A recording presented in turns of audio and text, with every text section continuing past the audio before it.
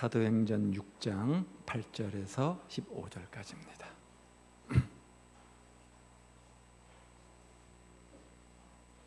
사도행전 6장 8절에서 15절까지입니다. 한 절씩 교독하도록 하겠습니다. 스데반이 은혜와 권능이 충만하여 큰 기사와 표적을 민간에 행하니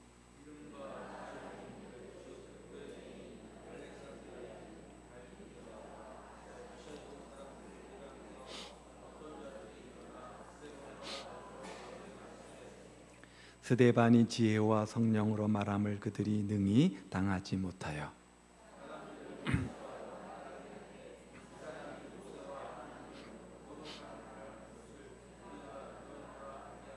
백성과 장로와 서기관들을 충동시켜 와서 잡아가지고 공회에 이르러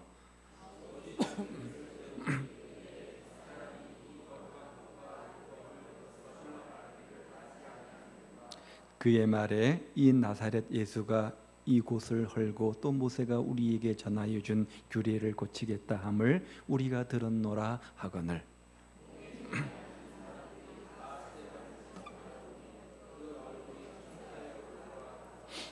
아멘.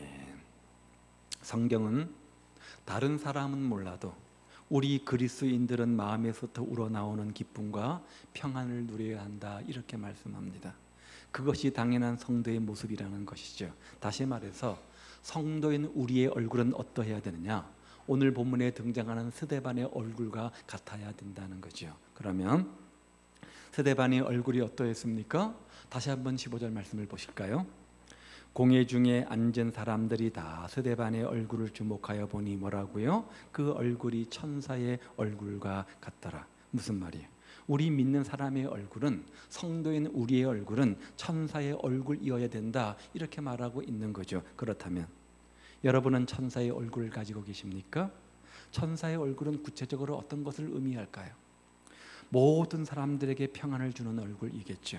즉 마음의 평안이 얼마나 큰지 그 마음에 가득한 평안이 얼굴로 표현돼서 얼굴에도 평안과 기쁨이 뚝뚝 넘치는 그런 모습, 그 얼굴이까지 배인 사람, 그 평안이 얼굴에 나타나는 사람, 그것을 가리켜서 성경은 천사의 얼굴이라 이렇게 말하는 겁니다. 그런데 오늘 스데반의 얼굴이 그러했다 이렇게 말하지 않습니까? 그렇다면 어떻게 우리가 천사의 얼굴을 가지고 살아갈 수 있습니까? 스데반처럼 천사의 얼굴을 가진 자의 주인공 되는 비결이 무엇일까요?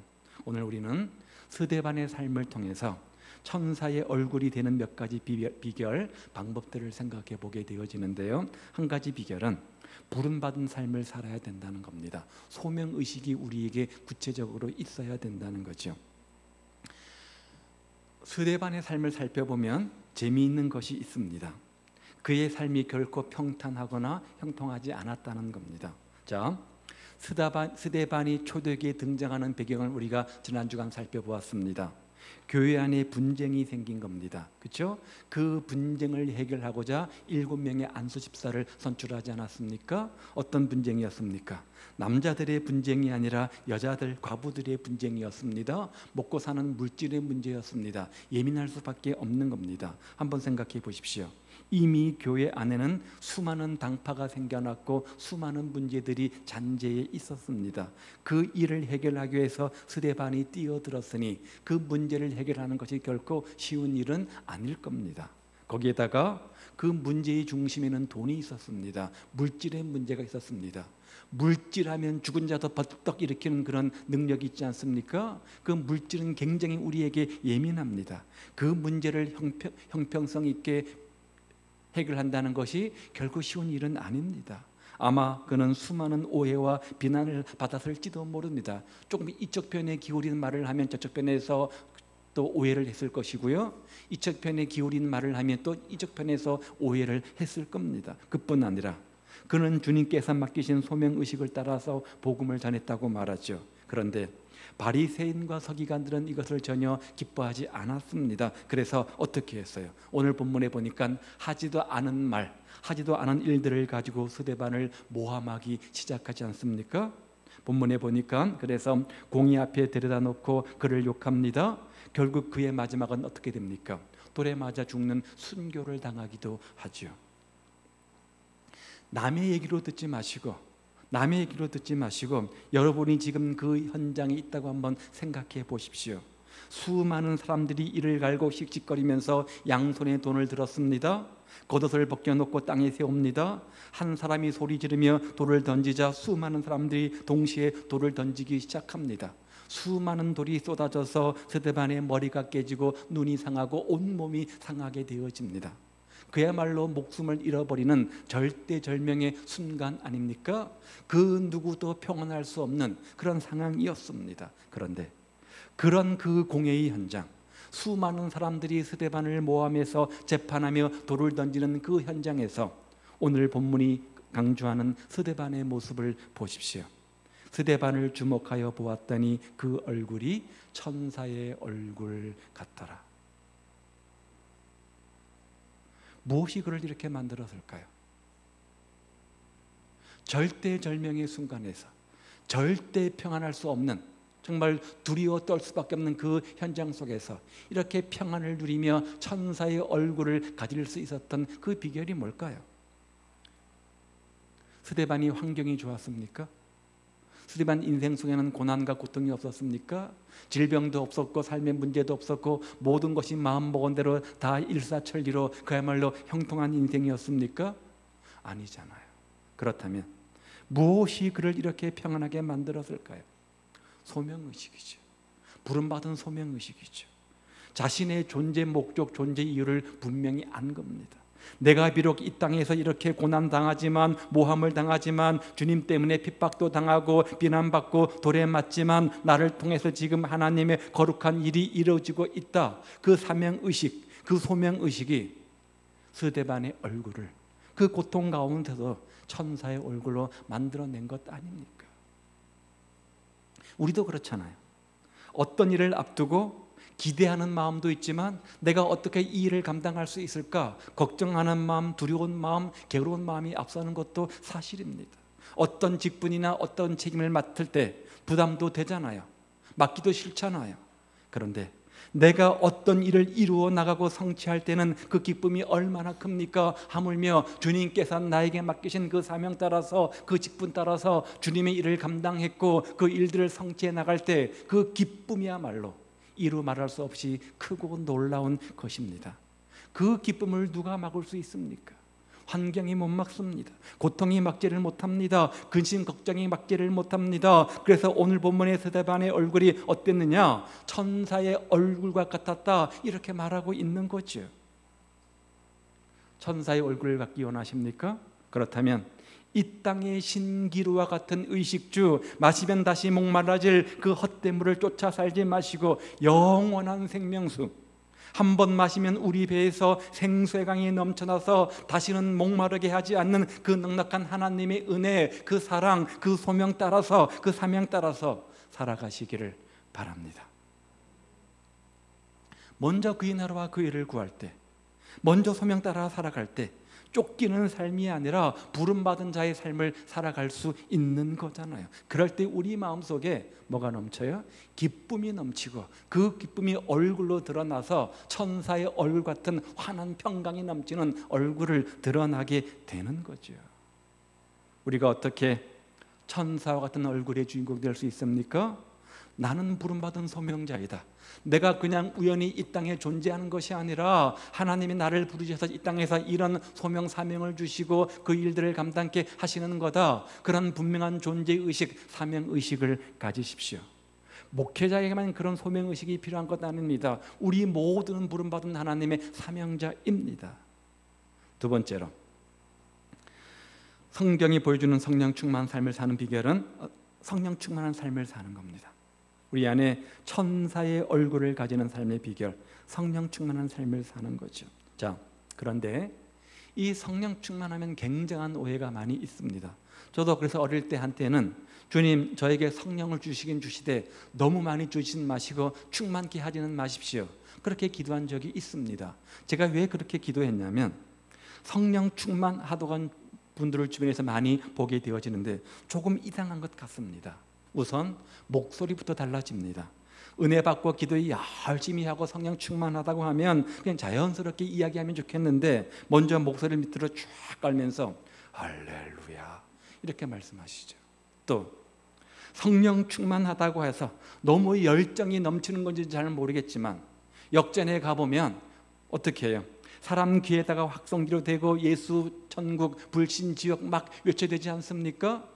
듣는 사람은 아랑곳하지 않고 주변 사람들, 주변 환경은 아랑곳하지 않고 그냥 막 열심히 특심해서 막 외쳐야 되는데 좋게 보면 좋게 보이지만 다른 시각으로 보면 별로 안 좋게 보일 때도 있습니다. 그런 그들이 이제 일을 마치고 식당에 모이죠. 함께 5명, 6명 모여서 열심히 기도를 합니다. 그 좁은 식당 공간에서 식사하는 분들 아랑곳하지 않고 그냥 은혜 받아서 그런지 모르겠지만 한 분이 대표적으로 열심히 외쳐야 됩니다. 기도합니다. 목청을 옆에서 대표로 기도하고 나면 주변 사람들은 어떻게 해요? 아멘, 아멘 하죠. 기도가 끝나면 어떻게 합니까? 식사를 하는데 서로가 더 많이 먹겠다고 눈이 시뻘게 있는 모습을 보지 않습니까? 그런 모습을 보면서 저것이 성령 충만한 사람의 특징이라고 한다면, 저것이 성령 충만의 모습이라고 한다면 나는 굳이 성령 충만 안 받아도 좋겠다. 제가 그런 마음을 어린 마음에 품어본 적이 있습니다. 이것이 얼마나 큰 문제입니까? 그런데 오늘 본문을 보면 재미있는 단어가 계속해서 등장하는데 3절 말씀을 보십시오. 형제들아 너희 가운데서 성령과 지혜가 충만하여 칭찬 듣는 사람 7을 택하라. 뭐라고요? 성령 충만은 무슨 충만이라는 거예요? 지혜로 충만한 거라는 거죠. 그 결과가 뭐라는 거예요? 성령과 지혜가 충만한 사람들은 어떤 특징을 갖는다고요? 주변 사람들에게 칭찬받는데요. 그의 삶이 인정받는다는 거죠. 그들은 비정상적인 삶을 사는 것이 아닙니다. 가까이 가고 싶지 않은 사람들이 아니라는 거죠. 성령 충만한 사람들은 지혜로 충만합니다. 또 10절도 보십시오. 지혜와 성령으로 말함을 듣고, 지혜와 성령으로 말함을 듣고. 무슨 말입니까? 스데반의 인격을 강조하고 설명할 때마다 반복되는 단어가 뭐냐? 성령 충만했다, 지혜 충만했다, 그래서 칭찬받는 자의 삶이었다, 이겁니다. 성령 충만할 뿐만 아니라 지혜가 충만했다 이렇게 이야기합니다. 무슨 이야기인가? 성령 충만은 비정상이 아니라 성령 충만은 지혜 충만이라는 거예요. 성령 충만하면 지혜로 충만하다는 거죠. 그렇게 성령과 지혜로 충만하면 그 결과 뭐예요? 칭찬받는 자의 삶을 살게 되어진다는 겁니다. 성령 충만 다른 거 아닙니다. 지극히 정상적인 삶을 살아가는 삶의 모습이라는 거죠. 에베소서 5장 18절에 보면 술 취하지 말라, 이는 방탕한 것이니 성령의 충만함을 받으라 이렇게 명령하십니다. 자, 그렇게 말씀하신 다음 성령 충만 받은 너희들아, 그 다음에 어떻게 하라고 말씀하셨어요? 기도원에 찾아가서 열심히 기도하라 그렇게 말씀합니까? 상식에 벗어난 일들을 하라 그렇게 이야기합니까? 그 다음 6장에 나오는 계명들을 쭉 살펴보면 아주 지극히 상식적입니다. 아내들아 남편을 주 안에서 존경하라. 남편들아 아내를 주님처럼, 주님이 몸된 교회를 사랑한 것처럼 사랑하라. 자녀들아 부모를 존경해라. 부모들아 자녀들을 노하게 하지 말라. 종들아 상전들아, 이렇게 지극히 관계적인 것들을 이야기해 놓고 있지 않습니까? 따라서 성령 충만이 뭐냐? 우리의 관계가 원활하게 되어지는 거예요. 이상한 관계가 아니라는 거죠. 성령 충만 받으면 옛날에 사귀던 친구들이 원수가 되는 것 아닙니다. 친구들이 지긋지긋하다고 손을 내젓는 그런 사람이 되는 것 아닙니다. 시어머니와 며느리 관계, 상사와 종업원의 관계, 친구와 성도, 어떤 관계이든 간에 그 관계 속에서 물이 원활하게 흐르듯이 원만하게 되는 것, 바로 이것이 성령 충만의 결과라는 거죠. 그렇게 좋은 관계를 갖고 관계 속에서 지혜롭게 행동하고 말하니까 그 결과 뭐예요? 칭찬받는 거죠. 인정받는 거죠. 이게 뭐라고요? 성령 충만이라는 거예요. 여러분, 왜 우리 마음이 불편합니까? 왜 우리 마음이 괴롭습니까? 왜 참 우리가 얼굴이 어두워집니까? 여러 가지 이유가 있겠지만 우리 인간 속에서 관계가 뒤틀어질 때 괴롭잖아요. 관계가 뒤틀어질 때 우리 마음이 어두워지잖아요. 어느 날 하나님과의 관계가 틀어졌습니다. 내가 죄를 범했는데 회개하지도 않고 은밀한 죄를 계속 가지고 있으면 그것은 하나님과의 관계가 불편해지는 신호가 되는 것이고, 그것이 내 얼굴에 그대로 드러나게 되어집니다. 내 마음속에 주님과의 관계가 뒤틀어져 있으면 그 관계가 불편한 관계가 얼굴에도 그대로 드러나서 환한 얼굴 띄지 못하고 불편하고 짜증난 얼굴로 가득 차게 되어집니다. 아무리 많은 것을 가지고 있다고 할지라도 집안에 계속해서 싸움이 일어나 보십시오. 집안에 분쟁이 일어나 보십시오. 편치 않습니다. 마음이 편치 않으면 그것이 그대로 얼굴에 드러나게 되어지잖아요. 그래서 잠언 기자를 말하기를 육식을 먹고 다투는 것보다도 채식을 먹고 차라리 초가집에 사는 것이 낫다, 이렇게 군면하지 않습니까? 여러분, 정말 그렇지 않습니까? 관계가 틀어져 보십시오. 아무리 돈을 많이 벌어다 주어도 남편과 아내의 관계가 나빠져 있다면 그 가정은 지옥입니다. 그 가정은 지옥입니다. 그러면 어떻게 해야 우리가 천사의 얼굴을 가지고 살아갈 수 있다는 겁니까? 뭐라고요? 성령 충만해야 된다는 거예요. 성령의 지배를 받아야 된다는 거예요. 그런데 내가 성령 충만하다? 그 성령 충만의 제일 증거가 뭐냐? 관계의 회복이라는 거죠. 관계의 회복이라는 거죠. 여러분이 지금 성령 충만해 있는가 아닌가 알기 위해서 여러 가지 방법이 있을 겁니다. 내가 방언을 얼만큼 잘하는가, 내가 얼마나 예언을 잘하는가, 얼마나 많은 성령의 은사를 나타내고 있는가 따질 필요 없습니다. 여러분, 관계를 점검해 보십시오. 지금 하나님과 사람 관계가 온화하고 있는지, 그래서 주변 사람들에게 칭찬받고 인정받는 삶을 살고 있는지, 저 사람은 예수 믿더니 정말 인격이 많이 성숙했구나, 관계가 많이 회복되어졌구나, 그런 좋은 칭찬과 평가를 받고 있다면 여러분은 지금 성령 충만한 사람입니다. 기독교는 수양의 종교가 아닙니다. 내 힘과 내 노력과 내 능력으로 무엇인가를 이루어내는 것이 아닙니다. 그것은 하나님이 가장 싫어하는 율법주의입니다. 율법주의가 뭐예요? 내가 이런 것들을 지켜서, 그런 것들을 행해서 어떤 수준에 올라가서 구원받는 것, 바로 이것이 율법이잖아요. 대부분의 종교, 기독교만 빼고 대부분의 종교는 이것을 지향하고 추구합니다. 득도를 하고 자비를 쌓고 어떤 도를 닦고 수양을 해서 어떤 수준에 올라서 해탈해서 얻는 결과, 바로 구원이죠. 그런데 성경은 그것을 이야기하지 않습니다. 기독교의 핵심은 생명입니다. 은혜입니다. 성도가 된다는 말은 다른 말로 거듭난다는 말이잖아요. 다시 태어나는 겁니다. 내 영이 죽어 있었는데 하나님을 떠나서 하나님 없이 내 인생을 살다 보면 그 영혼은 죽어 있습니다. 그런데 어느 날 내가 예수님을 믿었습니다. 예수님을 내 인생의 구주로 고백했습니다. 그 순간 내 안에 누가 들어오십니까? 성령님이 들어오시죠. 그러면서 눈에 보이지 않는 놀라운 일이 내 삶 속에 생기기 시작하는 것이죠. 그게 뭐냐? 성령 하나님이 나에게 찾아오셔서 죄로 말미암아 죽어 있었던 내 속의 영혼을 새롭게 깨워주시고 새롭게 잉태시켜 주시는 겁니다. 그게 뭐예요? 구원이잖아요. 그게 뭐예요? 거듭남이잖아요. 예수님께서 우연히 어쩌다 성령으로 말미암아 잉태한 것이 아닙니다.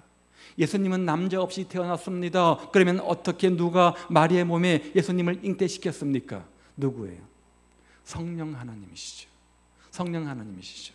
마찬가지입니다. 마찬가지입니다. 예수를 믿는다는 의미는 바로 내 안에 하나님의 생명, 성령이 잉태되는 것을 의미하는 것 아닙니까? 이것이 얼마나 놀라운 일입니까? 얼마나 신기한 일입니까? 하나님의 놀라운 생명, 능력 있는 생명이 지금 내 안에 계시다는 거예요. 그러면 성령 충만은 뭐예요? 성령 충만은 뭐예요? 그렇게 내 안에 계시는 성령님, 내 삶 속에 거주하시는, 내주하시는 성령님, 그 성령님, 그 인격자, 그 하나님에게 내가 온전히 굴복하고 맡기는 것, 이게 뭐예요? 성령 충만이죠. 그 성령님이 내 인생의 모든 대소사를 주관하시도록 주님께 순종하는 것, 이게 뭐예요? 이게 성령 충만이죠. 그렇다면 우리가 성령 충만하다면 내 인생의 근심 걱정뿐만 아니라 모든 삶의 문제를 주님께 맡기고 주님만 의지하고 주님 앞에 순종한다고 한다면 왜 우리가 불안합니까? 왜 우리가 근심합니까? 왜 우리가 걱정합니까? 왜 우리가 얼굴 찡그리며 살아갑니까? 그 이유는 온전히 성령님께 그 모든 것들을 내어 맡기지 못했다는 증거인 거죠. 오늘 여러분의 남은 인생을 성령님께 길들임 받으시기를 바랍니다. 성령님께서 여러분의 생각을 주장하게 하십시오. 성령님께서 여러분의 말과 행동들을 주장하게 하십시오. 심지어 성령님께서 여러분의 쓰는 돈 쓰는 모든 것들을 주장하게 하시고 성령님께서 여러분의 생활 구석을 주장하게 해 보십시오. 그러면 이전에 경험치 못했던 놀라운 평화가 여러분 마음속에 삶 속에 넘치는 것을 경험하실 겁니다. 우리가 이미 체험해 보았잖아요. 쾌락을 쫓으며 세상을 살아보십시오. 세상을 즐기며 세상을 따라가 보십시오. 좋을 것 같지요? 행복할 것 같지요? 날마다 기쁨이 넘칠 것 같지요? 우리가 그런 일을 할 때 느끼는 공통점 한 가지가 있습니다. 그런 일을 하고 나면 허무하다는 겁니다. 허무하다는 겁니다. 굉장히 큰 기쁨을 주고 만족을 줄 줄 알았는데 하면 할수록 허무하다는 겁니다. 저 감옥에 있는 죄인들에게 물어보십시오. 열이면 열 다 그렇게 대답할 겁니다. 죄를 짓는 그 순간 잠깐의 쾌락이 있었지만 잠깐의 기쁨이 있었지만 하고 나니까 너무너무 후회된다. 너무너무 후회된다. 열이면 열 그렇게 대답할 겁니다. 그런데 여러분이 성령님께 순복해서 한번 성령님의 뜻대로 살아보십시오. 화내고 싶을 때 성령님께서 화내지 말라 입을 다물라 그렇게 말씀하시면 가만히 입을 다물어 보십시오. 정말 저 인간 미워 죽겠다 복수하고 싶은데 성령께서 그만두라고 하시면 멈추어 보십시오. 그러면 거기에 놀라운 기쁨이 놀라운 평화가 임하는 것을 여러분 경험하게 됩니다. 코리 텐붐 여사를 우리가 기억합니다. 그녀는 유대인이었습니다. 나치 수용소에서 수많은 유대인들이 단순히 하나님 믿는 이유 때문에 목숨을 잃었습니다. 그의 언니는 자기가 보는 앞에서 한 독일 군사에 의해서 처참하게 사살되었습니다. 총으로. 후에 풀려난 다음에 복음을 증거하면서 많은 전도 집회를 했는데 어느 날 교회에서 마지막 설교를 다 마치고 나서 인사를 하고 있는데 그의 눈앞에 한 사람을 목격하게 되어지는데 그 사람을 발견하고 코리 텐붐 여사는 온몸이 굳어지는 것을 경험합니다. 독일에서 부흥회를 마치고 나서 거기에서 자기 언니를 자기가 보는 눈앞에서 그렇게 처참하게 죽인 그 독일 군사를 만난 거지요. 그는 코리 텐붐이 자기가 죽인 여자의 동생이라는 것을 알지 못했기 때문에 그저 설교 말씀에 은혜 받아서 감사하는 마음으로 악수하게 해서 그녀 앞에 선 겁니다. 그녀는 일기에 이렇게 적어 넣었습니다. 하나님, 안 됩니다. 저 인간만큼은 제가 악수할 수 없습니다. 저 인간만큼은 제가 도저히 용서할 수 없습니다. 사람들이 점점 다가옵니다. 한 사람씩 악수하는데 그녀의 등에서는 진땀이 흐르기 시작합니다. 그런데 마음속에 이렇게 하나님의 음성이 또 들려옵니다. 용서하라. 그녀는 일기에 또 이렇게 적어놓았어요. 주님, 도저히 못합니다. 도저히 못합니다. 그때 하나님이 그에게 마음속으로 이런 음성을 들려주십니다. 내가 지금 너에게 요구하는 것은 너가 용서할 수 있느냐 없느냐를 묻는 것이 아니라 그냥 무조건 의지적으로 용서하라고 하는 명령이다. 그것이 하나님의 명령임을 깨닫고 마침내 그 사람이 앞에 왔을 때 그녀는 억지로 의지적으로 악수를 했고 그를 껴안아 주게 됩니다. 그때 놀라운 마음의 변화가 생겨나는데 그를 가슴으로 끌어안는 순간 미움의 마음은 봄눈 녹듯이 다 사라져버리고 도저히 할 수 없다고 생각했던 용서의 마음이 그녀의 마음을 꽉 붙잡게 되어집니다. 그래서 그녀는 자신의 일기에 이렇게 기록해 놓고 있습니다. 순종이 중요하다. 용서할 수 있느냐 없느냐가 아니라 순종의 삶이 우리를 성령 충만하게 할 수 있다. 지금 여러분의 마음은 무엇 때문에 불편하십니까? 혹시 하나님 앞에, 성령님의 음성 앞에 순종하지 않는 그 무엇이 있지는 않습니까? 자꾸 내 마음속의 음성으로 하나님께서 들려주시는 음성이 있는데 우리가 그것들을 의지적으로 부인하며 거절하고 있지는 않습니까? 우리 모두 성령 충만하셔서 성령님께 순종하는 삶을 살아가시기 바랍니다. 우리가 성령님께 순종할 때 성령 충만이죠. 우리 마음속에는 기쁨과 평안이 찾아오는 겁니다. 그런 은혜가 우리 가운데 있기를 우리 주님의 이름으로 축복을 드립니다. 어떻게 스데반이 그런 절박한 환경 속에서 천사의 얼굴을 가질 수 있었을까? 성령으로 충만했다는 거예요. 성령으로 충만했다는 거예요. 세 번째는요, 은혜에 잠긴 생활을 하라는 것이죠. 8절 말씀을 다시 한번 보십시오. 스데반이 은혜와 권능이 충만하여. 사도행전 6장과 7장을 읽으면서 참 재미있는 것은 스데반이 충만한 사람이었다는 겁니다. 충만하단 말의 의미가 뭡니까? 흘러넘친다 그런 말이잖아요.